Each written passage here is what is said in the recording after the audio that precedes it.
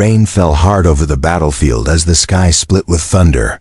The ground shook under the boots of soldiers who were not ready for what waited beyond the canyon. Among them walked a single human, different from the rest.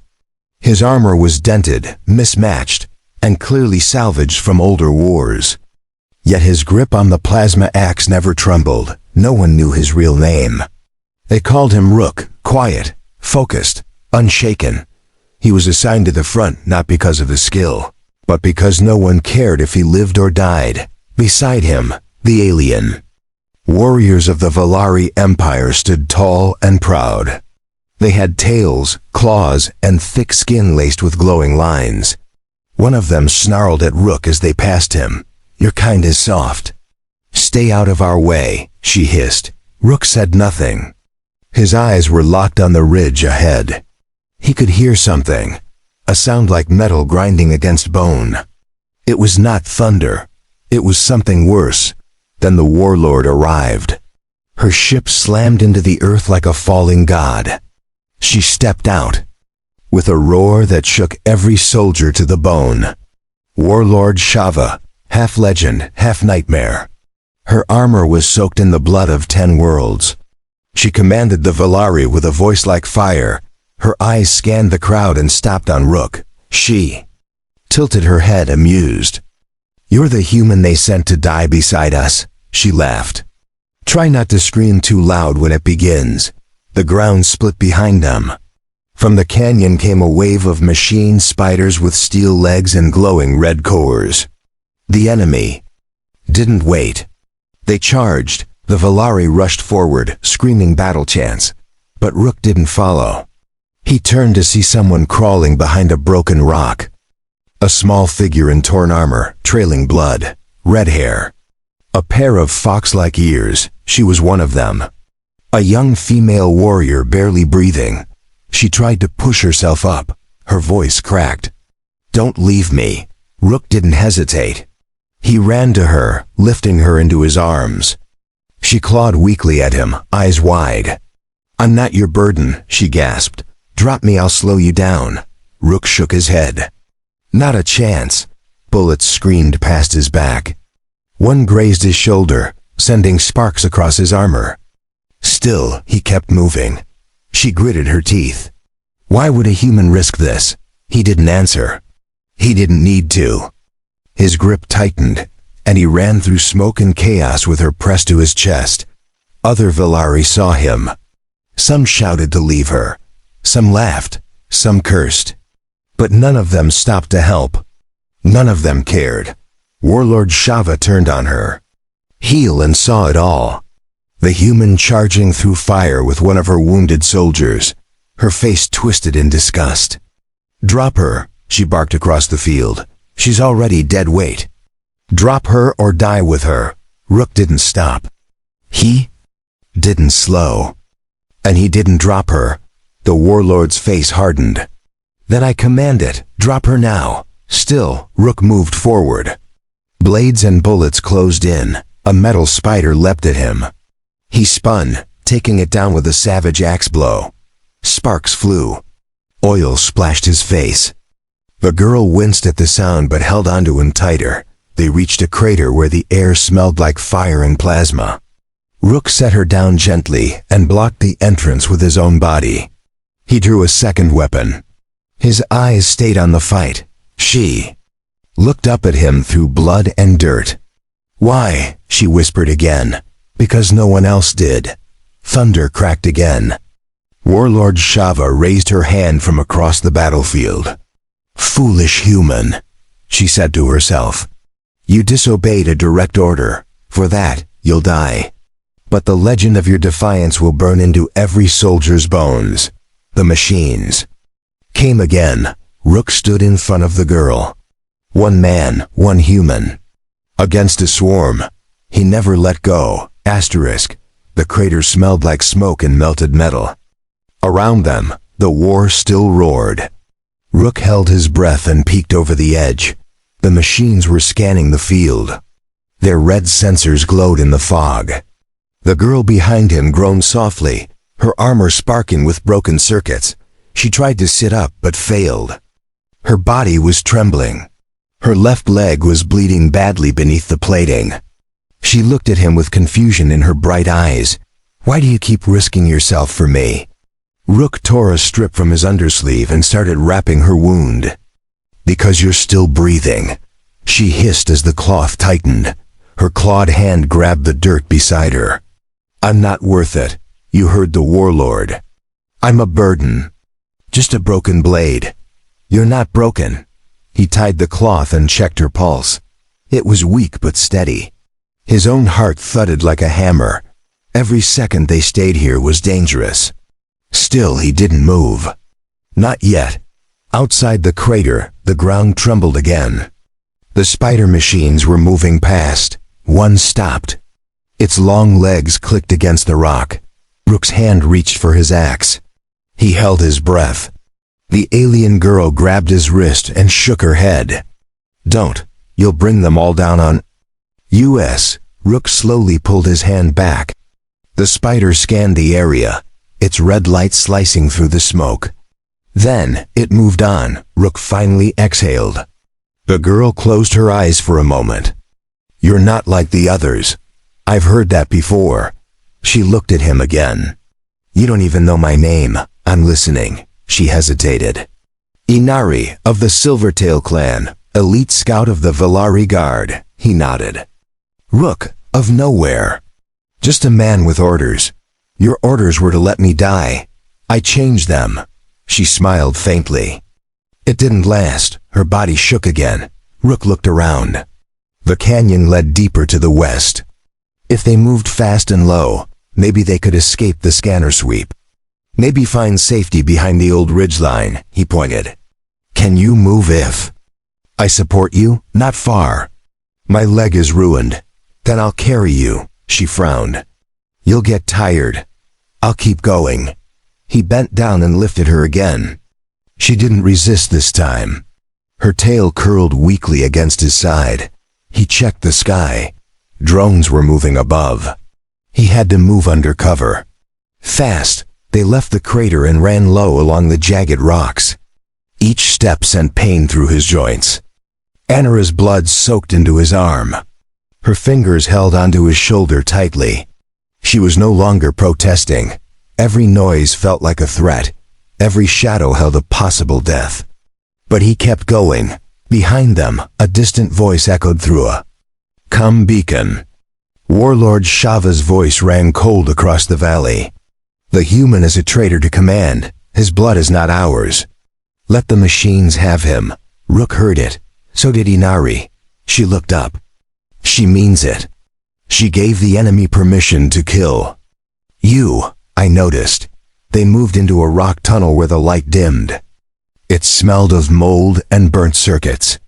Rook gently placed Inari against the wall and checked his tracker. No signals nearby. For now, they were hidden.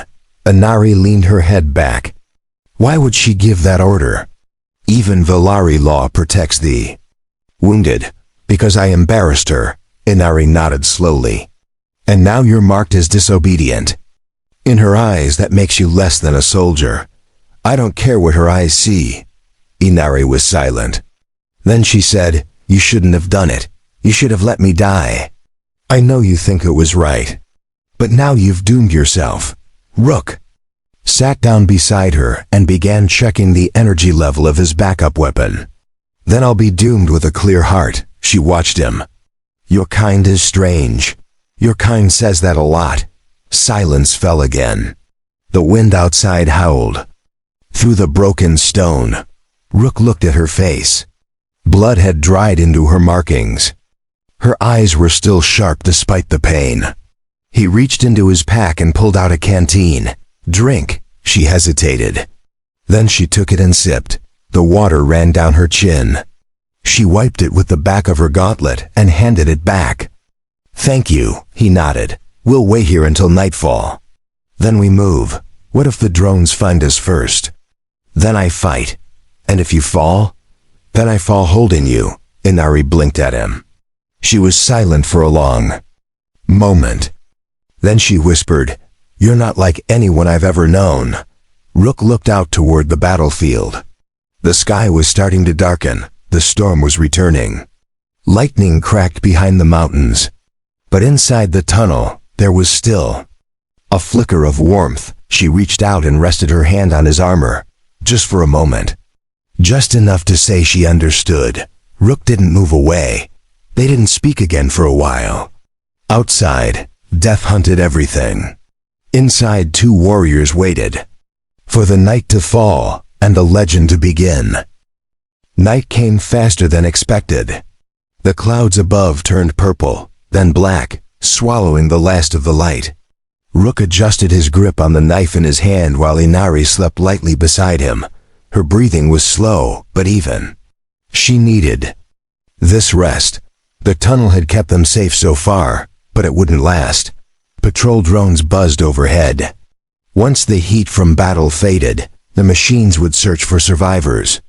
Rook knew they would scan every crack, every shadow. He stood and walked to the tunnel's exit. The wind bit into his face. He scanned the mountains with sharp eyes. The enemy hadn't pushed deeper yet, but it was only a matter of time. He returned to Inari and knelt beside her. She opened her eyes slowly, blinking at the darkness. "You didn't leave." "I said I wouldn't." Her voice was dry. "You're still bleeding." "I've been worse." Inari sat up with effort. Her hand touched her leg, now wrapped tightly. "I can't walk on this yet." Not even with help. Rook didn't argue. He just offered his arm. She took it and leaned on him. Slowly, they started moving deeper into the canyon, away from the main battlefield. The stars above flickered through the clouds. Somewhere in the distance, another explosion echoed. Rook's hand tightened around his blade. Every sound mattered. Now every choice could mean life or death. Inari spoke again. "There's an old outpost in the western ridge. It's abandoned, but there may be supplies. We used it during training cycles. How far?" "Half a day. Maybe more like this. Then we go." She leaned her head lightly against his shoulder. "You're strange, Rook. No Velari would carry a wounded soldier for this long." "I'm not Velari." They walked until the path grew too narrow. Rook stopped, set her down gently, and climbed the ridge alone to scout ahead. The trail bent sharply into a steep descent. In the moonlight, he spotted the old outpost far below. Its roof was caved in, but the walls still stood. He returned to Inari. "I see it. We move at first light." She nodded. "We'll have to be careful. The machines might have scanned it before. We'll take that chance." She looked at him closely. "Your face has changed. You're not just trying to help anymore. You're planning something." Rook didn't answer at first. Then he said, "I don't like being hunted." Inari smiled. "Neither do I." Dawn broke with a golden line across the peaks. They moved slowly, Rook carrying her across jagged stone.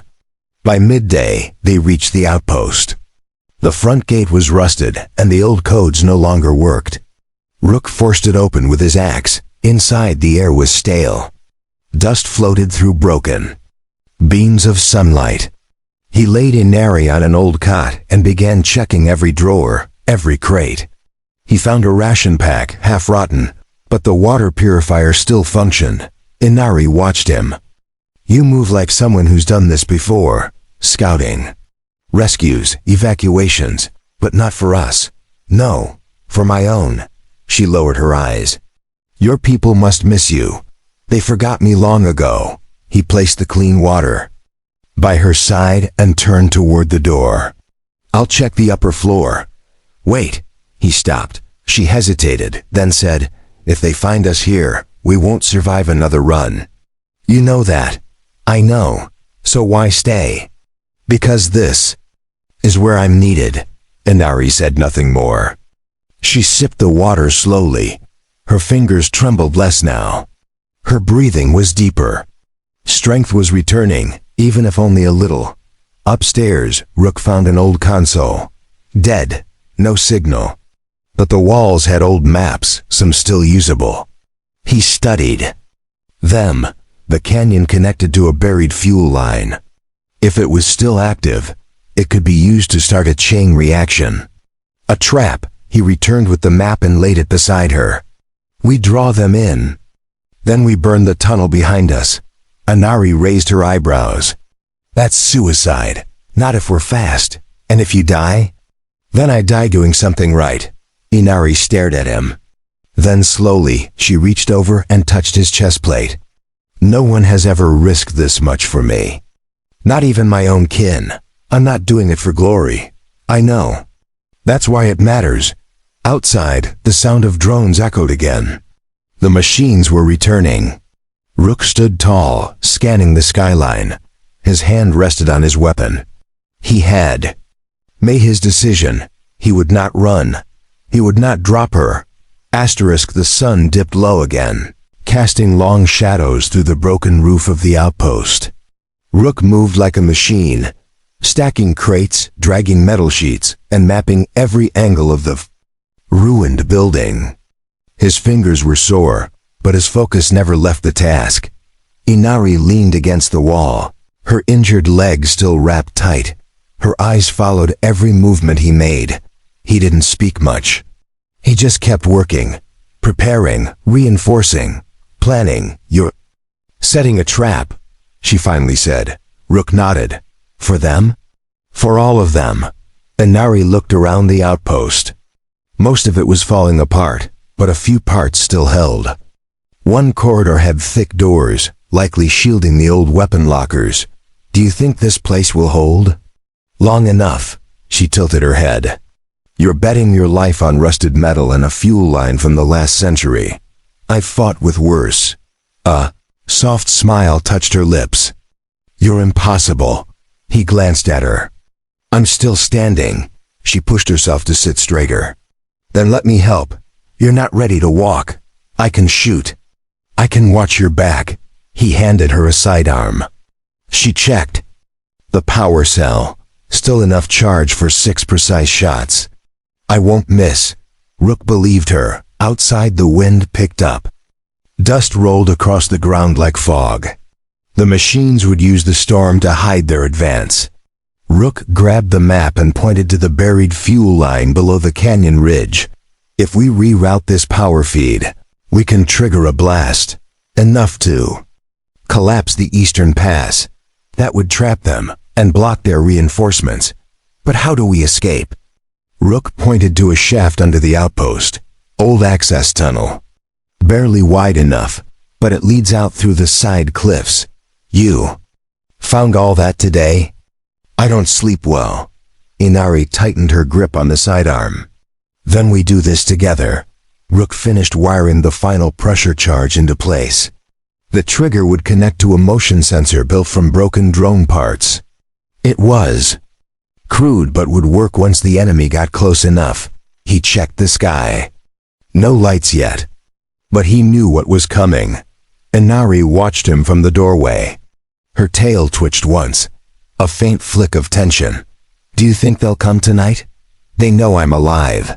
They know I didn't follow the order. Shava won't leave a loose end.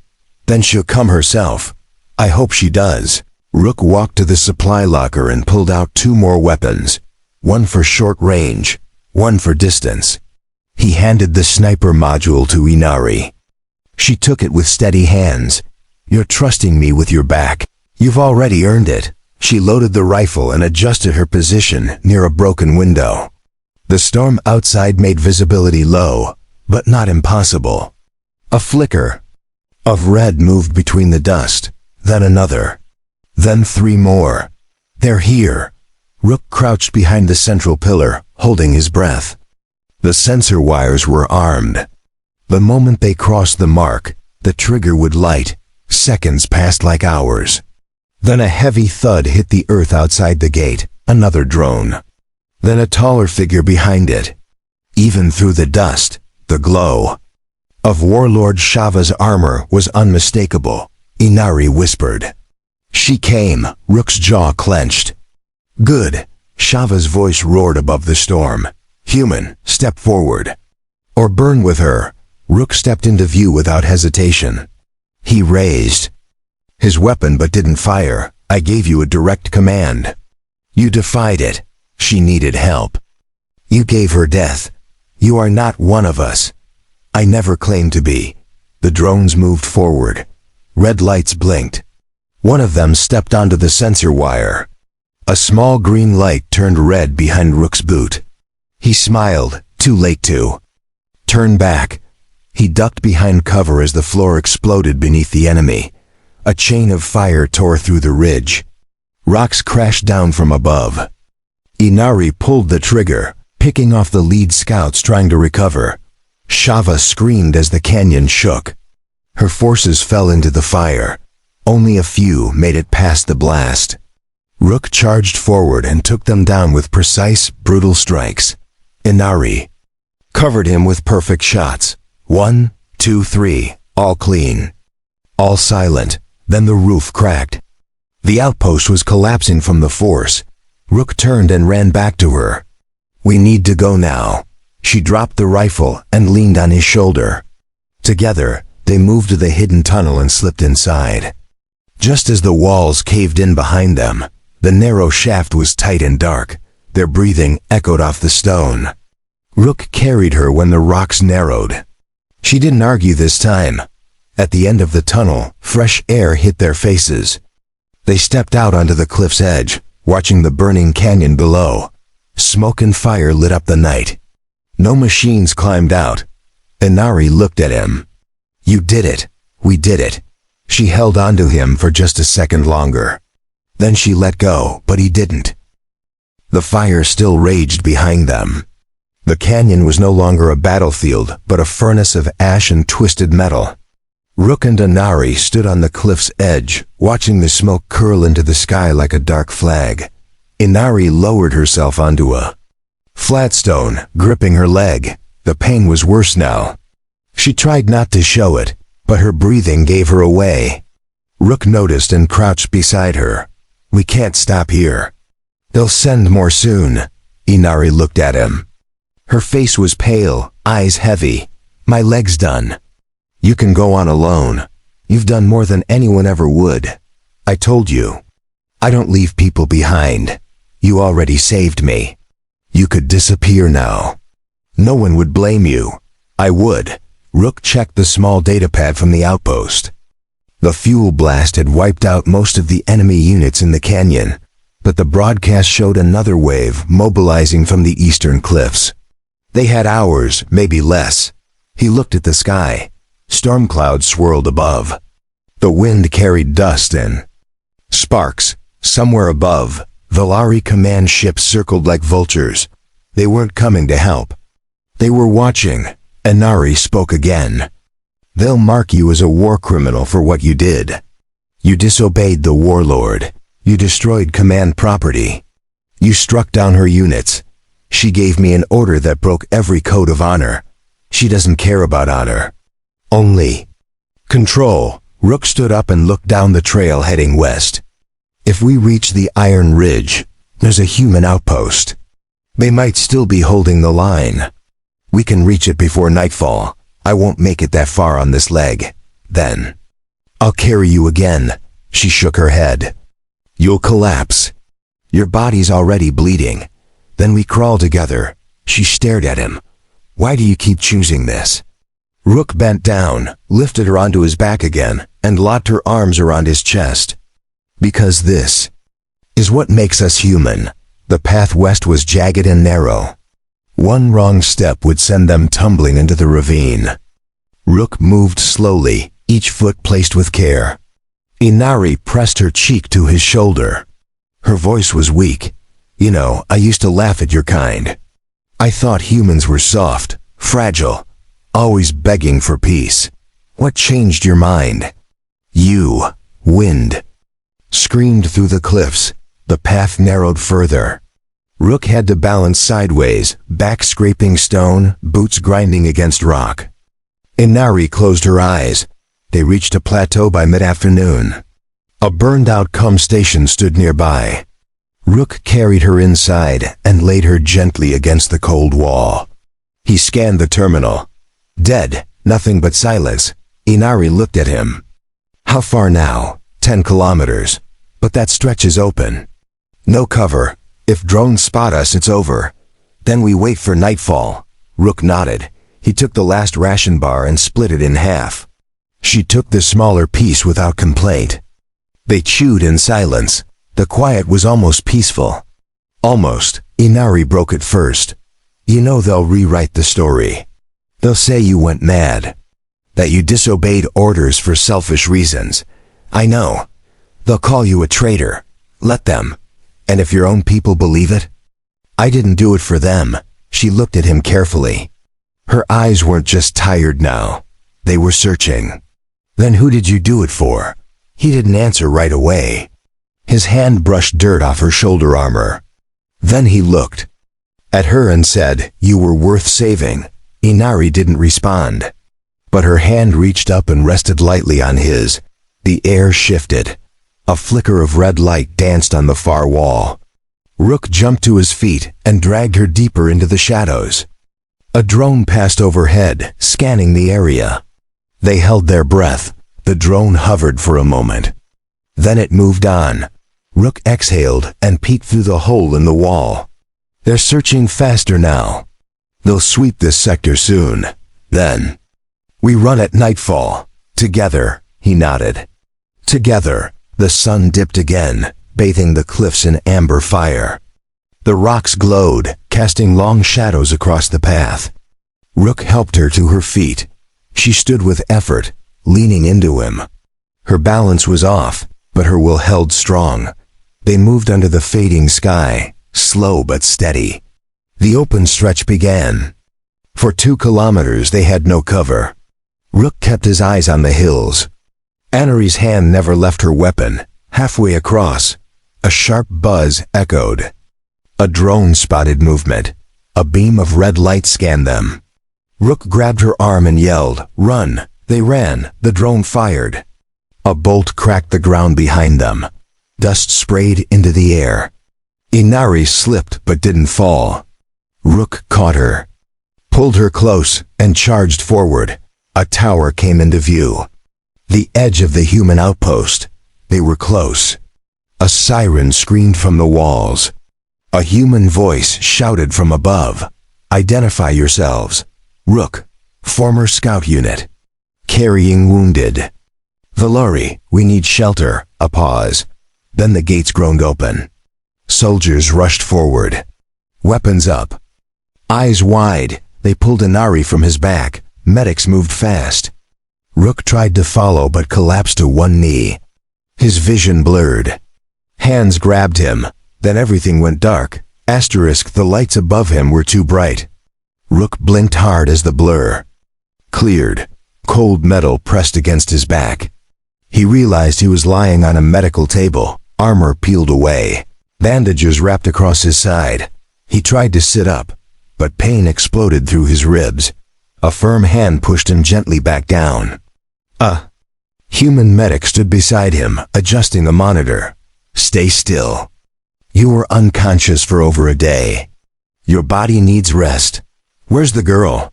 The medic looked confused. "The Valari?" "She's alive, quiet, but stable, refused full sedation. She's in the recovery wing." Rook exhaled and closed his eyes. The pain was sharp but clean.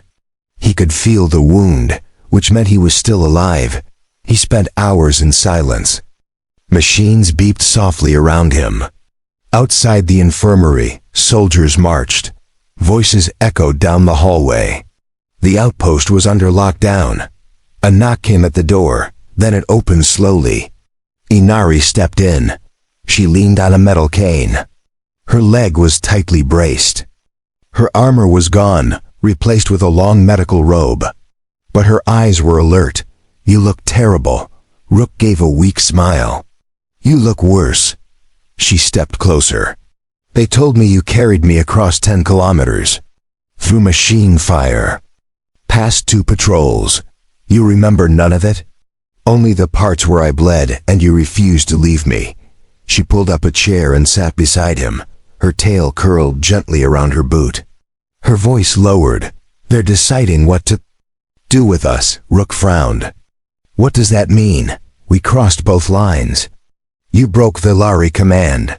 I crossed into human territory without orders. Neither side likes what happened. We survived. Survival doesn't make them comfortable. They need stories. They can control, and we don't fit. Rook sat up slightly. Are they planning to send you back? They already tried. I refused. Told them I'd speak to no one but you. His eyes locked on hers. Why? Because only you told. The truth. Only you acted like life mattered. I don't want to go back to people who called me disposable. He didn't speak. He just reached out. She took his hand. Another knock. This time firmer. A human officer stepped in. His voice was flat. Rook, you're ordered to report to tribunal in 12 hours. Your case has been escalated to high command. What are the charges? Disobedience, endangerment, collusion with enemy forces. Rook nodded slowly. The officer turned to Inari. Your presence is unauthorized. You'll be held in diplomatic custody until your superiors respond. Inari stood. Tall. I don't answer to them anymore. I answer to what's right. The officer left without a word. Silence returned. Rook leaned back against the wall, breathing through the ache. Inari stayed beside him. Her hand never left his. They didn't speak for a long time. Words weren't needed. The room was quiet, but the connection between them grew stronger. When night fell, Rook was finally allowed to leave the med bay. Guards followed him down the hall. Inari walked beside him. Every step was watched. Every eye filled with judgment. The tribunal chamber was cold and wide. Human commanders sat behind a long desk. On the wall, a screen flickered with footage from the canyon. Explosions, drone fire. His defiance. A voice called his name. Rook, explain your actions. He stood in the center, straight, calm. I refused an order to leave a wounded soldier behind. I chose life over protocol. I stood against a decision that would have made me less than human. One commander leaned forward. And for that, you broke military code. I broke nothing that matters. Another asked, do you regret your choice? Rook looked toward Inari, then back. Not for a second. The room fell silent. The judges stared. The screen played again. Then, to everyone's shock, a new feed appeared. Valari broadcast. Warlord Shava herself. Her voice was sharp and clear. The human who defied me did so with courage I failed to understand. He protected one of my own better than I ever commanded. For that, I revoke my former order. His name is no longer traitor. It is legend. Gasps filled the chamber. Rook's face didn't change, but Inari smiled for him. The human commanders sat back. One of them whispered, a legend. Another spoke louder. Case dismissed. Charges erased. This file is sealed. From this day forward, Rook will be known for what he chose to be, not for what he was told to be. The guards lowered their weapons. Rook stepped down. Inari met him at the center of the hall. No one stopped her. She reached up and touched his face. You changed something today. We changed it. Together, they walked out of the chamber. The sun rose over the quiet hills, casting golden light across the military outpost. The battle was over, but the air still carried the weight of what had been lost and what had changed. Rook stood by the outer wall, fully dressed in new armor, clean, repaired, but not polished. He didn't want to forget the scratches that once saved a life. Inari stood beside him. Her lead brace was gone, replaced with a soft band around her thigh. She was walking again, slow but steady. Her tail moved gently in the breeze. She looked stronger now. You're leaving? She asked. I have to. Command gave me a choice. Return to Earth or disappear into reserve ranks. But I don't belong in either, she nodded. You're right. You belong to something else now. Rook looked at the road stretching beyond the outpost. They won't say it out loud, but the war is shifting. Our fight made them think. Made them afraid of what unity could look like. They fear what they don't control. He turned to her. And you? I'm not afraid. Not anymore. She stepped closer. Her eyes searched his. You saved me once. Not just my body. You saved something I didn't know I had left. You saved me too. She tilted her head. So where do we go from here? Rook looked at the small transport ship parked near the West Bay. It wasn't military. It wasn't tagged. Just a quiet vessel built for travel in silence. I found a ship. It's fast. Has fuel. No destination. Just wings and time. She smirked. Sounds like freedom. It is. If you want to come. I thought you'd never ask. She followed him down the stairs. Soldiers nearby watched in silence. No one stopped them. No one dared. Their story had already spread. Even among enemies, respect had grown. Rook opened the ramp. The ship hissed as it powered up. Inari stepped inside and looked around. It was simple, worn, but solid. She touched the wall and smiled. I've slept in worse places. Rook took the pilot's seat and tapped a few controls. The engine came alive, soft and steady. Inari sat beside him and placed her hand on the dashboard. As they rose into the sky, the outpost grew smaller. Below them stood walls built from fear. Above them opened a path built from choice, a message. Blinked on the come screen, from Warlord Shava herself. No words, just a symbol. A sharp silver triangle drawn across a rising sun. The old Villari mark for honor. Inari saw it too. She knows. She always knew. She just needed someone else to show her. Rook turned off the screen. Let them keep their politics. We're done with orders. She leaned back and looked. Out at the stars. Where do we go now? Wherever we choose. The ship broke through the last layer of atmosphere. Light poured through the windows. The stars ahead were endless. The past behind them felt like another life. Inari rested. Her hand over his. Whatever happens next, I'm not letting go. Rook looked at her. His voice was steady. Then hold on tight. Together, they vanished into the sky. No medals, no banners, no flags waving behind them. Just two warriors who had once stood alone and now stood together. In silence, they wrote a new legend, not for glory, but for each other.